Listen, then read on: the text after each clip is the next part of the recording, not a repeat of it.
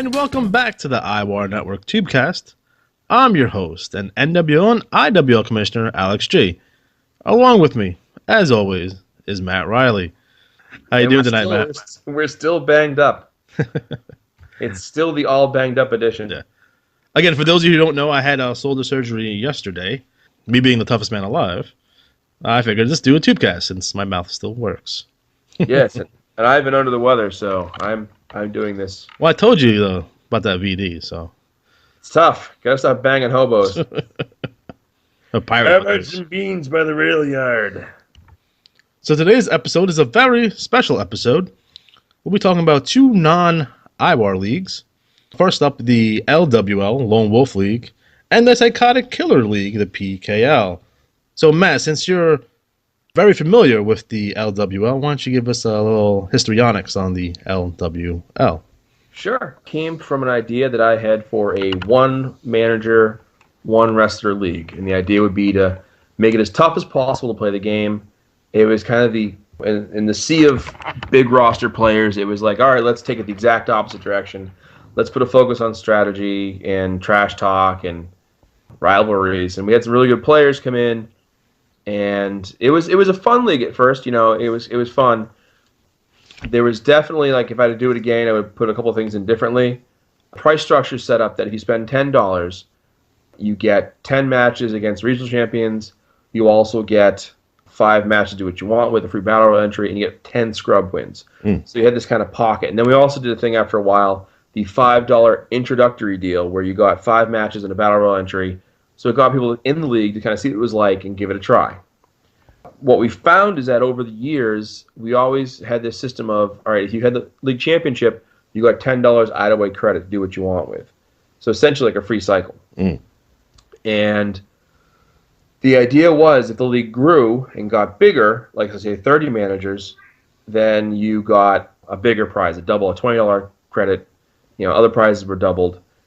And I think in all the years I was there, we never went over 29. It was always like 29, 25, in the 20s.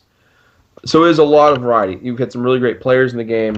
Have here the 89th. This is from October, so it's recent. And you can see the records. One thing about the league that's interesting is that because it's not a league with, loaded with players and wrestlers, a lot of the wrestlers that have been there from the very beginning are still there. I remember the Tennessee Madman, who when I had the Arabian Dream Ali Atari there, he was his first enemy. And Jake the Snake Corona. I mean, we did a lot with online kind of building it up to get people involved. And then when we put it together, we had a lot of fun going on. I think this is the perfect league if you're a one wrestler player. If you're going to play one wrestler and you don't want to play any of the leagues and that's all you want to do, it's a league like this you want to go to. Because it really caters to that thing. But also, it's evolved a lot. I had it for about, I think, 2 and some odd years.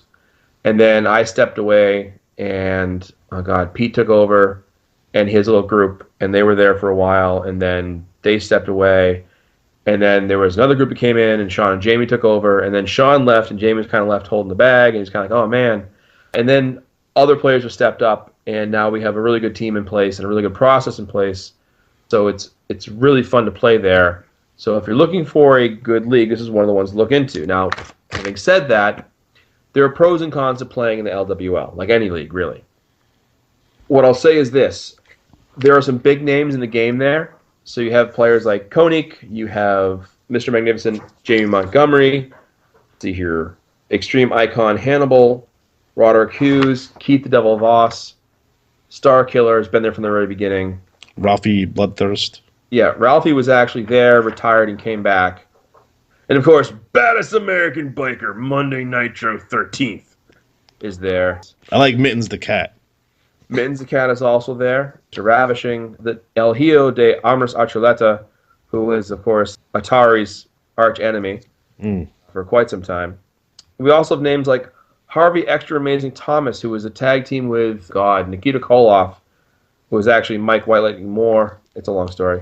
Wrestling Gold was a hugely popular name. But what you see here is, like, I look at the list of names here. Stevie Starlight, Russian War Machine, Big Dick Dastardly. There's some really good names in here. But what happens a lot is players come in, they play for a bit, and they leave. And that's fine. The one thing about the LWL is you can't transfer into the LWL. So you have to go there as a 0-0 wrestler. And some players don't like that. They want to be able to go in and have a quick title shot, etc. This league makes you work your way up. The good news, though, is that if you're looking at a top 5 record, in here, a plus 800 record gets a top 5 spot. Top 10 is a plus 156. So you can be a top 10 wrestler, challenging for the TV title in no time. Tag teams, you may think, oh, tag teams aren't a big thing, but they actually are. There's Questionable Motives, which is Jamie Montgomery and Hannibal. They've been around for quite some time, and they've had, I think, 10 tag titles between them, maybe more. There's a lot of new faces. I see El Disturbio is 3-1-1, so he obviously took the $5 deal. The league champion is superstar Ben Legacy with 100 wins and no losses. Big Rye is there, so we have our good friend Fortune 500 Aaron McFleece. We do, NWL champion. Yeah, Francois Lachaviere, Buford Blackbird. There's a lot of. It's funny because when I was there, I think one of our ideas was always to have this collection. What I wanted really most of all was this collection of really diverse stars. And I think the league's gotten there. It took years to get there, but it really has arrived at that point. And, when you think about, some of the names that have come through and not, stayed, but made some, definite, marks in the game. I forgot that I named all the jobbers in here, and Cena Lucha was one of the jobbers. Nice. Poor Cena Lucha. Oh, poor guy. See, card-wise, it's always one of the most active leagues in the game. Had 106 cards, and the Battle Royal was about 30 people. I mean, it's loaded. It's a top 5 league in terms of activity, right? It is, yeah. And that's the thing. When I designed it, I kind of had the idea in my head that if we had more than 15 players, this league was going to be a top 10 league every cycle by matches alone. But this also had some very good. There's been world champions out of there. Hannibal won the world championship. Sorry, the IWAR championship, as did Happy Ralphie. So, it's you think about that. It's very difficult to win it generally in one league, but to do it with one strat in one league, that's exceedingly difficult. We also have some newer players that are, Mittens the Cat. But I think what makes this work is that you have a lot of players that put a lot of time and creativity into it. And, we were talking earlier, you and I, about, what makes a good commissioner. And I really think one of the things that separates, the good commissioner from the greats is effort, continuous effort. It really is a part-time gig sometimes to do the work it takes to put in this, for this report. And to see the work that's done and how the follow reports come. Because, when I did the report, I kind of had a lot of information. We packed a lot of things in, and we were trying to do a lot with it. When it was Pete's report, he had a very flashy, lots of imagery, magazine covers, that type of thing, posters for wrestling shows, very visually appealing. And then it transferred to Sean and Jamie, and it was more based around the angles and kind of intricacy of the angles and what's going on with things. And then when Sean left and Jamie was there, it was kind of rocky in the water, and people chipped in to help out. I even did a couple of reports to them, as a pinch hitter, just to help out.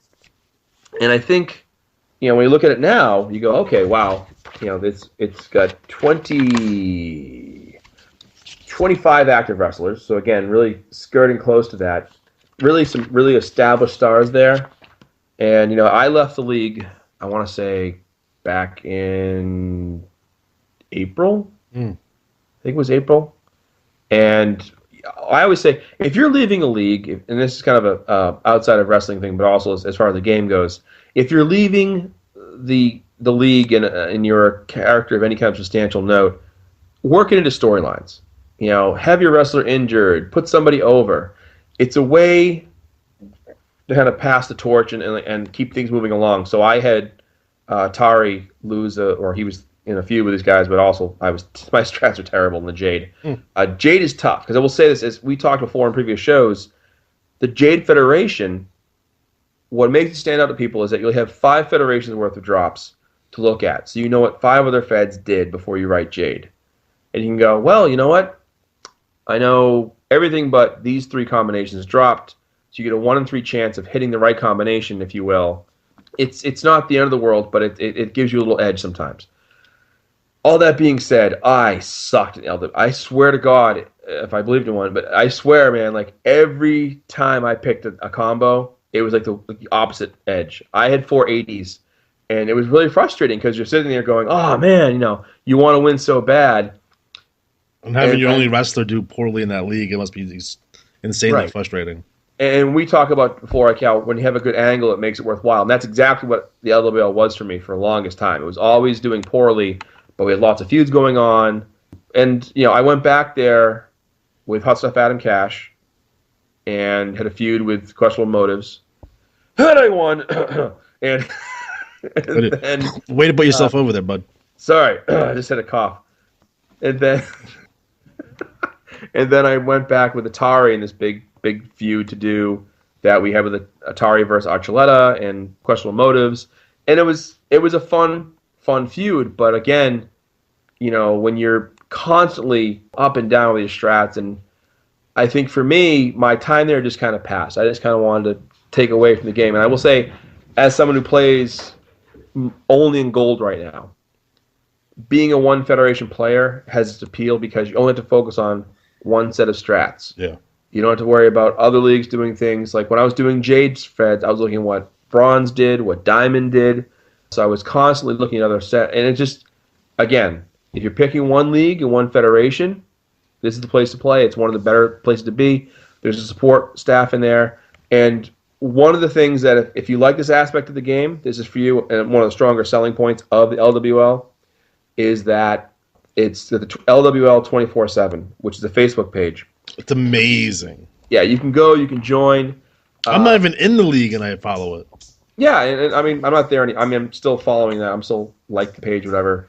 And I keep relatively up on things. But what's nice about it is if you're a fan of like everyday interaction, then you have a chance to like submit trash talk every day if you wanted to. Some players do, and they play off each other. And you'll see lulls. And what they do is, in a really, really smart way, is they use the Facebook page to do quote unquote homework assignments. So your homework assignment might be like, tell us in your character who's the toughest wrestler in the league, or if there was a match between these two, who would win and why. And it's a way to get players involved in character that really works effectively. We were talking before the show about how it's funny how certain things you post on the IWAR network page will just blow up with threads. Like bam, out of nowhere. And other stuff you post, not so much. But what's nice about the LWL 24/7 page is a lot of history there. There's a lot of files. If you want to read all the Atari stuff, it's all in there. I posted all the files. Having trouble sleeping, and it really is a matter of being involved in an interactive league. It really promotes the game in a good way. Are you going to have some occasional flare-ups? There have been some flares up here and there, but for the most part, the game stays on point, and which is important. Well, let's take a look at this report. Yeah, just do it. So we have on the first page we have Penny Barber, her little just looking at Dreamcatcher pay-per-view that's upcoming. Yeah, that's nice to know. They have a most popular and most hated. They have Koenig number 1, Stan Howard's number 2, Jamie Montgomery number 3, Mystical Arm Dragon number 4, Ben Legacy number 5, Cletus McHit number 6, Francois Le Cavalier number 7, Big Ryan number 8, your personal friend.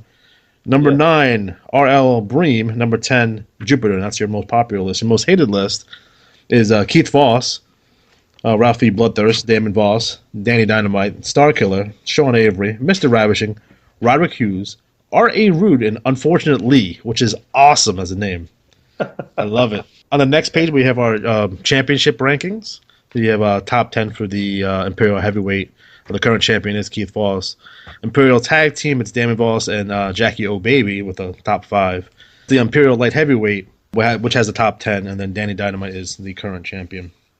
We have TV tapings and results and a schedule. We have the Dreamcatcher pay-per-view directly underneath that. You have Lone Wolf TV results and schedule on the next page. And then you have another Lone Wolf TV schedule. Again, it seems to be very TV-orientated. Lots of results and records from their televised matches. Yeah, and to give a player idea, if you're not familiar with this, way back in the days of the Mid-Atlantic MRL, which we covered a previous episode, They had TV tapings. And the idea was you picked one match a month where you picked someone, and that was like a match that counted towards the rankings. And in some places, they would assign you the person. Other places would ask you to pick someone. I'm not familiar how they're doing it now. I know for a while it was you picked who you wanted. You couldn't pick the same person twice in a row, but it was a way to You had to be active, right? You couldn't pick jobbers, right? Right. You couldn't be a jobber. It had to be somebody active. The record's there. Let's see, I'm looking like it's poor Star Killer. Holy shit. It looks like Luther Alexander's pay-per-view record. 8:35-1. He's like the anti-taker. Undertaker's alter ego. Then you have Koenig, 23-7, because he kicks ass. I constantly say I'm so glad Koenig likes me because he destroyed me for so long. And when it was funny, I used to keep track of all of Atari's feuds and his rivalries in the LWL. And for the most part, they were all like a little over 500 or under 500, but not against Koenig. Oh my God, Andy's phenomenal. He's so good. Damn you, Koenig. That's my best Atari voice. So anyways, the idea is you have these booked matches. You have to send it in. If you don't send it in, you get forfeit, and it goes towards your opponent. And what they do is they weight these matches. Now, there's actually formulas involved when it comes to beating who and helping go up the rankings. So it really makes those matters mean more. And then you see here, he goes to the next page with the impeccable Damon Voss, who was the brother of Keith the Devil Voss. Damn him to hell. So it looks like these are kind of basically like spotlights or right. questionnaires that these guys have filled up. The next page has a match of the month, which is awesome.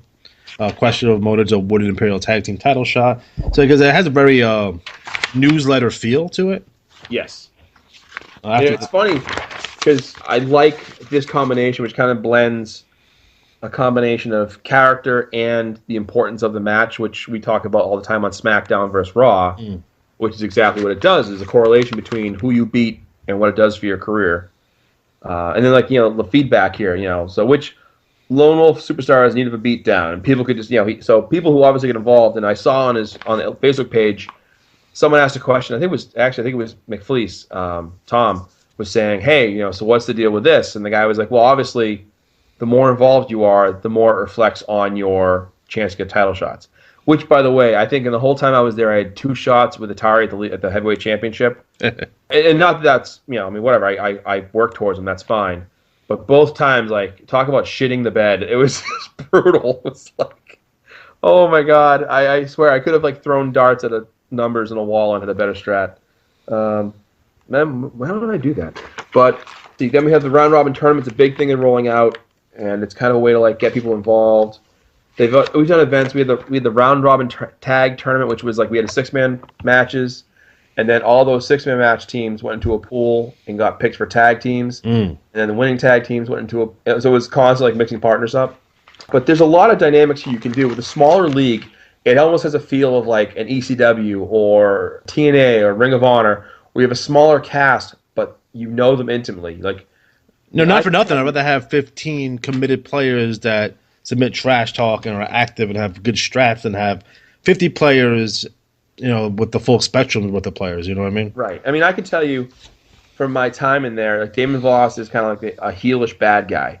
Koenig's a kind of a straightforward good guy, but in the sense of he's all business. He's strictly business with business is booming, apparently. Right. Cletus Mix Hicks, surprise, surprise, is a hick. Roderick Hughes is a street tough, muscle man. The Devil Voss is a super evil bad guy, satanic and mind games. I mean, it was funny because when we were first kind of chatting back and forth about how he was going to go with things, and we talked about an exit for Atari and how to build it around, Voss being the reason. I had some ideas, but I was kind of thinking to myself, if I'm not going to stick with the league, I wanted to exit in a way that really put somebody over. And Did you turn Atari babyface? We kind of did. It was one of those things where they end up they kidnapped Lady Xanadu. So Atari was going out of his mind, and he was attacking people and trying to find her, and the fans are kind of getting behind him. And they actually have a thing in the Facebook page about match of the year. The War Games match we had, that Jamie put together a computer program to kind of figure out how to do the strategies for all the wrestlers in IWAR format for War Games. And the idea was Atari came out and went to Jamie Montgomery and other people as his partners. So like the pay-per-view comes on, and he comes out, Stan Towers comes out, I think Koenig came out, and Jamie came out, and the fifth partner hadn't come out, and the fifth partner was Archuleta. And Atari's team, the second one was going to be Archuleta, and he walked away. So Atari got beat up for like 10 minutes straight and just destroyed. And I'm forgetting some of the details. But basically, at the very end, by the time Montgomery came in, it was like a slaughter. And they basically said, just surrender. And they offered a deal of Atari if he would leave the LWL and never come back, they would give him back Lady Xanadu. And he said, looks over at Montgomery, and Montgomery's like, do it. And he did. He surrendered. And the group 666, which is like number six people, sickos. Again, elevating bad guys, and taking that plot line and doing that. Every so often I get the urge to go back there, but I'm always like, I enjoy having one federation. I really do. I remember you were tearing your hair out at the end.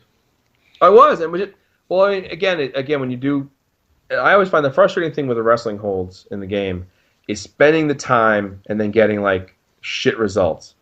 And when you're in one league, it just really magnifies the pressure. Especially when you're trying to play well.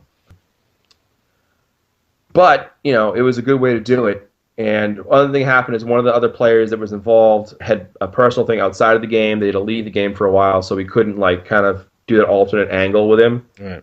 So that never came through. So again, it was a good way to exit. The LWL though, it's again, I'm just talking about this game. I've been playing in that league since April or whatever it was, and this fun league. Lots of great, vivid characters, and we can look into the trash talk. Well, actually, we'll say this: it's kind of, again, the random Pro Wrestling Illustrated Inside Wrestling magazines, which, by the way, I have 3 or 4 of in my house from the 80s. I collect those still, by the way. Do you? Yeah, I mean the only one that's worth any money is the first one with Dusty on the cover, and that one will set you back a good $30. But the rest of them, you can get for $3 to $4.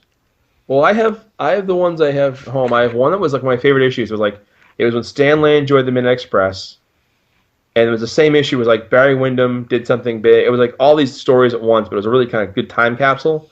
And then I have 2 issues that are PWI looking back over the 80s, and one in the 90s is a 25-year retrospective, and it really is really well done. Actually, fun fact: one of these days I have a multi-page PDF of I think it was Inside Wrestling of 40 years of wrestling. Yeah, you sent it to me. I have it.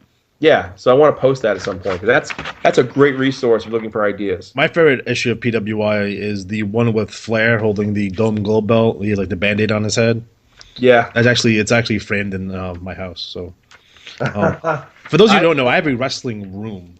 I won't lie. I had the Four Horsemen covers for a while, so that was my wall. That one's pricey too. The one with Wyndham on the cover. Yeah, that one sets you back $12. Oh my god, $12 for a wrestling magazine. It's a bit much. God. So yeah, LWL. We have lots of characters. The trash talk. I'm not sure if they're doing what Andy was doing, which is they have the players send them the trash talk, or if he's plucking it off the page on the Facebook page and putting it in. Some players collaborate on their trash talk, which shows. Other players do not, which not as much, but it's a good way to see the interaction. And I will say this: am I missing something, or Stan Towers not in there? Oh, he's in there. He's on the second to last page. No. Ranked. Oh, I don't see him. By the way, Skyscraper Stan Towers, one of the scrubs that I named. He's in there. Ranked number 97. Oh, he must have been inactive. Sorry, guy. You want to tell that story? I'm sorry? The Stan Towers? Oh, that was one of the many names that came up with. It's just funny when you see certain names, you're like, oh my god, someone ran with that name. Yeah. But Jake the Snake Corona was one. I actually, before when it was on the Dungeon, when I was first forming this site, or this idea, I posted I think 20 different wrestling gimmicks that people could claim. So I took Atari. Although Atari was this close to being Cowboy Jim Sparrow the first time.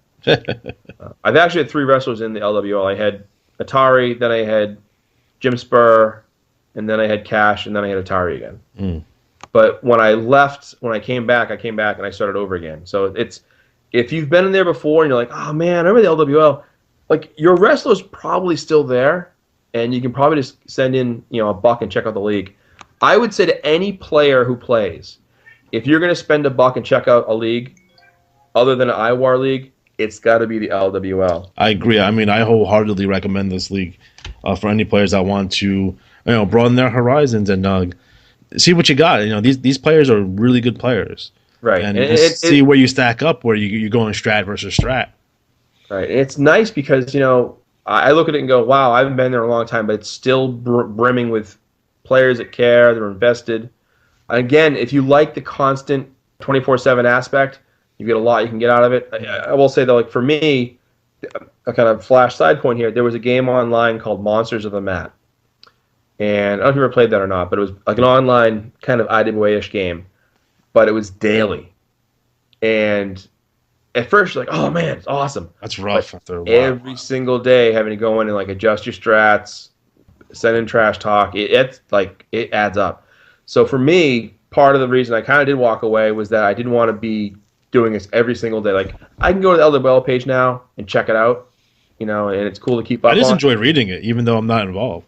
Right, and that's the thing. It's a good league to get into. So if I would say, even if you're like a little hesitant, check out the league. Spend $1. Tell the IWA, hey, I want to check out the LWL. Have them send you a bulletin. And if nothing else, you're going to see a really top-notch product. You're going to see a lot of great trash talk, a lot of vivid characters, and you're going to get some ideas. And one thing I always tell people all the time is, like, if you're thinking of being a commissioner, one of the best things you can do is check out the top leagues because they'll get so much ideas out of that. Get your juices flowing. And even as a character writer, if you're like, what's my ideas? It'll give you some ideas. All my commissioner ideas are stolen. That's what you do. I mean, seriously, when I first got in the IWA, when I saw the GML Grandmasters League, their report is what basically made me start doing my report. And it was, for the most part, really like stolen off there. It was actually funny. Inspired by. Right. The first report I read, there was a scene where a guy got a trophy, and someone ran in and broke a trophy over his head. They were like mad about it. So for the longest time in the CCL, when I was first commissioner, like every few months I had a running gag where someone ran in with a trophy and smashed over someone's head. Nice. Yeah, inside jokes only I got. But that's the thing about wrestling is that every time there's a trophy involved, he always gets wrecked. Right. That or a cake. The cake comes out, or someone's been pied, right. So again, LWL, highly recommend. Check it out. And, if nothing else, if you don't want to spend the money, go on the LWL page on Facebook. It's LWL 24/7. Yeah. And ask to join up. And then, it's changed a lot. It's way more welcoming now. So when rookies come in, especially with so many good NWL rookies now that are really talented writers, and they're joining, and they're kind of getting on board. Like we said, McFleece is there. I know a couple of the guys are considering going there. It's a fun place to play. The only thing I would say is cost-wise, you're going to be spending $10 a month just on one league. Yeah. But if you say, I'm going to play in one league, it's a good place to play. Just got to really be on your game. I give it 2 thumbs up. I give it 2 thumbs up as well. If I can get my second thumb up, I would put it up. But all right, so you give 1 thumb and 1 thumb like. I give my toe thumb. That's right. My big 2 toe. toes up. All right, next up is the Psychotic Killer League. Yes. So Matt, tell me about the Psychotic Killer League. Psychotic Killer League's on number 290, and it's been around for quite some time. It used to be a powerhouse for a while. There are some players there that have been around for quite some time. Even now, I'm looking at the active wrestlers. There are 35 active wrestlers. And it's kind of, I've been there a couple times, so it's like, hey, the Von Schnaps, Senior Lucha, Adam Cash, and Fatty the Butcher, all still there. Man, I swear they're never going to make your wrestlers disappear. I think it's going to be stuck inactive in every league that you're in forever. Right. Yeah, it would not surprise me. It is, sadly, not that active. There's only 16 cards. Oh. And about 10 wrestlers in the Battle Royal. But 2 of the wrestlers that are here, old NWL favorites, Booty McGee and Peter Dragon. Booty McGee being Luther Alexander's former tag team partner when they were the Big Booty Express. That's right. That's always a good name. Yeah. We also have in here Spike Dillinger, who was in the CWL. And now we have, let's see, who else is in there? Well, we've got a lot of small record players here, guys coming in, trust their luck. Because again, at PKL, it's in the Jade Federation. So that means that, it's the end of the cycle. We get all the federations in there. Also in this league, old BRL friends, the Troubles, Logan Doherty, Aberthal Mortimer, and Cormac Flood. Oh. Andy's guys. The Strikers are in here, so Mark Shane's in here. There is a good number of wrestlers in here that are pretty good. There is no trash talk, but there is a commissioner's report, which is a very abbreviated one. There's an Extreme Champion, a Cash King, a Lethal Tag Championship, and a Commissioner Prize Pool, which is very difficult to win, if I remember correctly. My one memory of the PKL when I was there before was that the Von Schnaps beat Victor and Rick Riley in the PKL Cup. So they won that. It was 2011. That's how long ago that was. Oh, my God. Jesus. But that league used to be a haven and a really hotbed. And, we've talked before about guys who are trying to do more with their wrestlers and play in smaller leagues. I really would recommend, if you're looking to play in a league that's slower, not as competitive, that's the place to go, is those kind of leagues. So, I mean, if you want to try a new gimmick, if you want to try a new angle, you want to even a different, terms of strategy for your strategy, try something different where you're not on the spotlighted on a big stage, then definitely head down to a smaller league for a little bit. Right. Yeah, it's good ideas to go there and really fine tune. Yeah, I mean, you don't have to have every idea be a home run, but it's good to, see what you can do. Yeah. All right, fantastic. So that's the PKL. We wish them luck. Hopefully their activity gets up, and we'll see more from them in the future. Yes. So, Matt, I want to talk about real quick. I want to talk about strategies and how you can feel if you have bad strategies for a while. Now, me personally, I know how it feels. I'm a strategist for myself. I'm not the best strategist in the world. To be completely honest, it's my least favorite part of the game. I'm more of a hey, I'd rather make a poster or something. Sure. Than pick strategies. It's boring to me. I don't find any enjoyment in it. It's a chore.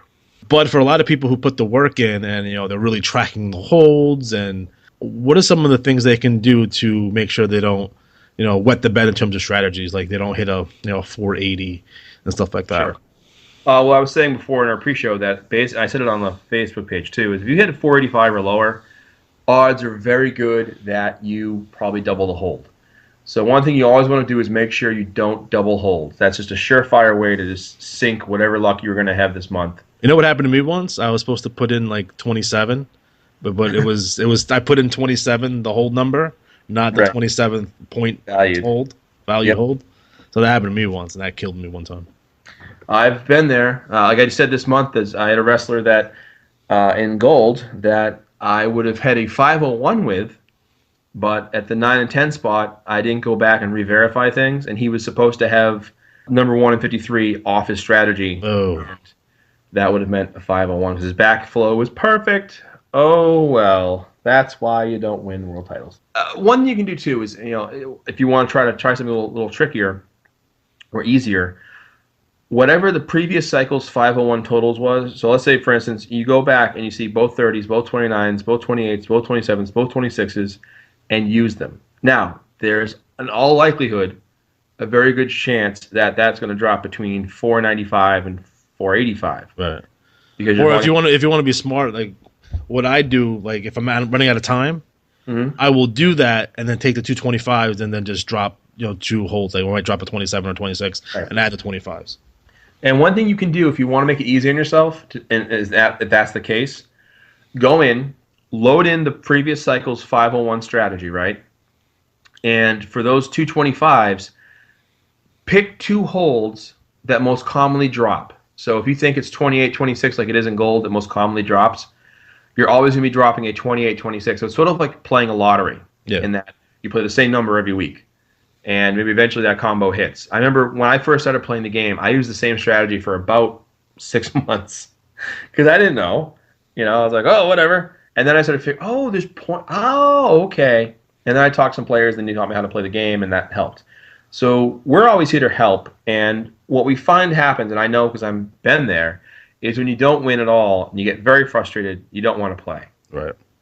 Because you want to win. And it's the thing I was told to people like, why don't you make the NWL a regular league so you can play with veterans? Because you want the rookies to have a place to learn and understand the game before they go into the big game at large. Yeah. And we know it's frustrating, but again, we're always around. Like I had a guy who actually texted me really late I'd already sent everything in, and he was like, "Oh, what do you think of the 12?" I was like, "Oh, well, I would have told him to stick with the 12." But at this point, it's one thing too is that we're doing a new thing now on Facebook. So what I do is the Thursday. So let's say the cycle's starting, right, and you have iron first, then steel, then gold. So on Tuesday you have iron, and you have the drops from the Iron Federation. Then Thursday you have steel and those drops. So you have 2 drops to work with. What I do on that Thursday night, if I'm available, I'll probably do it late at night if I get home from work late, I will do a workshop basically and do an online assessment of what the holds did and what could happen next. And this helps a few ways. I look at what could drop, what certainly won't drop, and it's a good way to kind of like be on top of things. Now, as a player, if you want, you can mail in your matches and your trash talk, but you can email in your strategies. And that's a good way to do it because that way you can wait until after you've seen what iron and steel have done. Because let's say, for example, like this cycle, 27s dropped. I had a feeling it was going to drop. I went with 27s. I retained the tag titles. Hooray. So in that case, if I had sent in some other combo, I didn't know that 27s had dropped in steel, I would be wasting my combo, Right. So it's, we understand it's frustrating, but again, we're here to help. Other players are always here to help. Knock around the numbers, see what you think. And then get involved in the story. I mean, I tell this to guys all the time that the remedy for a bad strat is a good storyline, a good feud. Right. Some of my best storylines involve me losing. That's the one thing about being a heel is like I can just lose and just lie about it. Yeah. Because I'm supposed to lose.